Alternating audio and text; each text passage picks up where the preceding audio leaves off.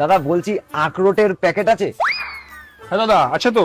ও আচ্ছা, বলছি দাদা এই আখরোটের প্যাকেটটার দাম কত? বেশি না, মাত্র 300 টাকা। ও আচ্ছা, 300 টাকা তাই তো?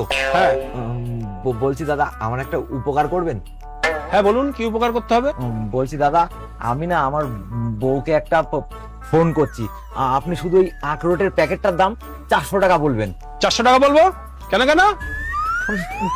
দাদা ব্যাপারটা হচ্ছে আপনি জানেন আমার অনেক সমস্যা, আমি কাজ করে টাকা কামিয়ে নিয়ে আসি, আমার বউ সব নিয়ে নেয়, আর সেই জন্য আমি এরকম জিনিস ফিনিস কিনতে এসে ওখান থেকে 20-50 টাকা করে কেটে রেখে দিই নিজের হাত খরচা চালানোর জন্য। আপনাকে আরো দাদা আমি হাত জোর করে অনুরোধ করছি, প্লিজ আপনি 400 টাকা বলুন, তাহলে আমি আপনাকে সেখান থেকে 50 টাকা ঘুষ দেবো। ঠিক আছে, আগে আপনি 50 টাকাটা দেন, তারপর আপনার বউকে আমি মিথ্যা কথাটা বলছি।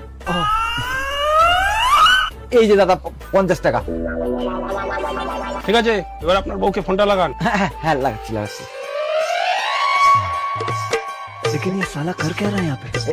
হ্যালো, হ্যাঁ বলো। বলছি তুমি আমাকে যে আখরোটের প্যাকেটটা আনতে দিয়েছিলে না, ওটার এখন 300 টাকা দাম নেই, ওটার এখন 400 টাকা দাম হয়ে গেছে। 400 টাকা দাম হয়ে গেছে? আমাকে মিথ্যা কথা বলা? আজ আমি মিথ্যে কথা বলছি না। ঠিক আছে, তুমি দোকানদারের সঙ্গে কথা বলো। ঠিক আছে, তুমি দোকানদারকে দাও ফোনটা। নাও দাদা একটু কথা বলুন তো। হ্যাঁ বৌদি বলেন।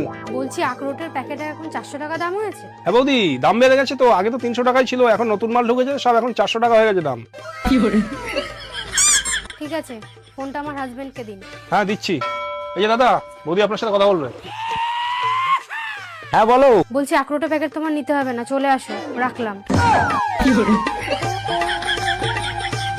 দাদা আমার বউ বলছে এই আখরোটের প্যাকেটটা লাগবে না। লাগবে না? তা আমি কি করবো? আপনি কি করবেন মানে? আমার ওই 50 টাকাটা ফেরত দিন। 50 টাকা?